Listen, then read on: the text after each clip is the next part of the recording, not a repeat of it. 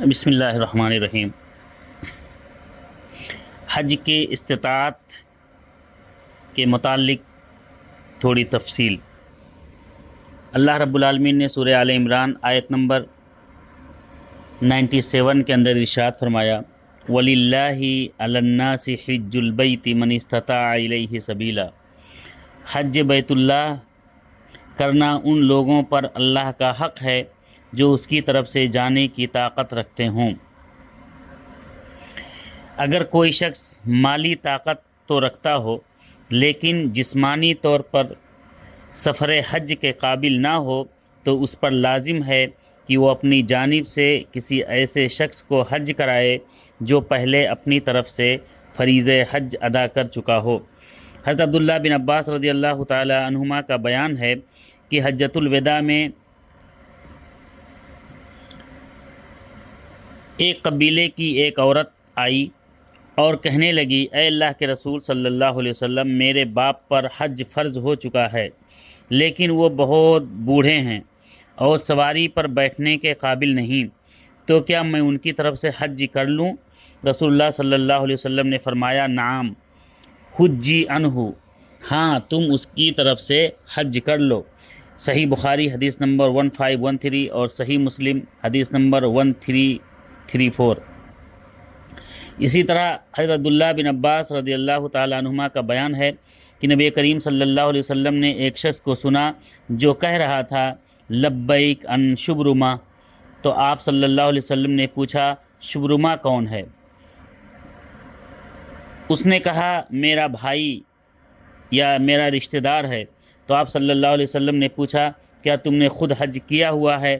تو اس نے کہا، نہیں۔ تو آپ صلی اللہ علیہ وسلم نے فرمایا، حجی ان نفسک ثم حجی ان شبرما، کہ پہلے اپنی طرف سے حج کرو پھر شبرما کی طرف سے حج کرنا۔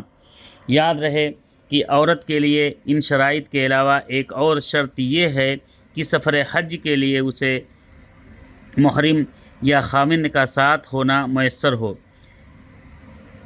اگر ایسا نہ ہو تو اس پر حج فرض نہیں۔ ارشاد نبوی ہے صلی اللہ علیہ وسلم کہ لا یحل لامرأۃ ان تسافر ثلاثا الا ومعها ذو محرم منها، کسی عورت کے لیے حلال نہیں کہ وہ 3 دن کی مسافت کا سفر اپنے محرم کے بغیر کرے۔ حدیث متفق علیہ ہے، صحیح بخاری حدیث نمبر 1086، صحیح مسلم حدیث نمبر 1338۔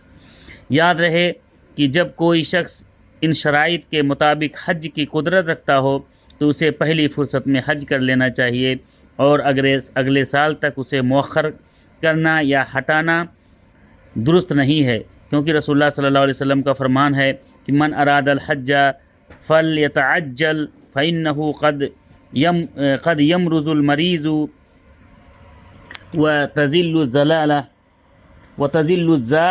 وتعرض الحاجة۔ یہ حدیث امام احمد اور ابن ماجہ نے اپنی کتابوں میں ذکر کیا ہے، اور علامہ البانی رحمہ اللہ نے صحیح الجامع کے اندر اس حدیث کو صحیح قرار دیا ہے، حدیث نمبر 6004۔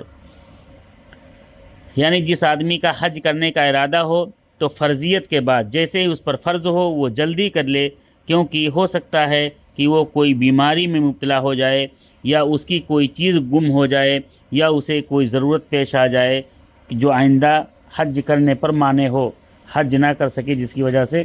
تو اس کے لیے انسان کو چاہیے کہ جیسے ہی حج فرض ہو اسی وقت اس کو حج اسی سال کر لینا چاہیے۔ جبکہ حضرت عمر رضی اللہ تعالی عنہ کہا کرتے تھے کہ میرا دل چاہتا ہے کہ میں ان شہروں میں کچھ لوگوں کو بھیج کر معلوم کروں کہ کس کے پاس مال موجود ہے اور اس نے حج نہیں کیا، تو اس پر میں جزیہ لگا دوں، کیونکہ وہ یقیناً مسلمان نہیں ہے۔ اس حدیث کو علامہ ابن حجر رحمہ اللہ نے کبائر کے اندر صحیح قرار دیا ہے۔ اس سے معلوم ہوا کہ جیسے ہی حج فرض ہو، حج کی استطاعت اور حج کی ضروریات پوری ہو جائیں تو اسی سال انسان کو حج کرنا چاہیے، اس میں تاخیر نہیں کرنی چاہیے۔ السلام علیکم۔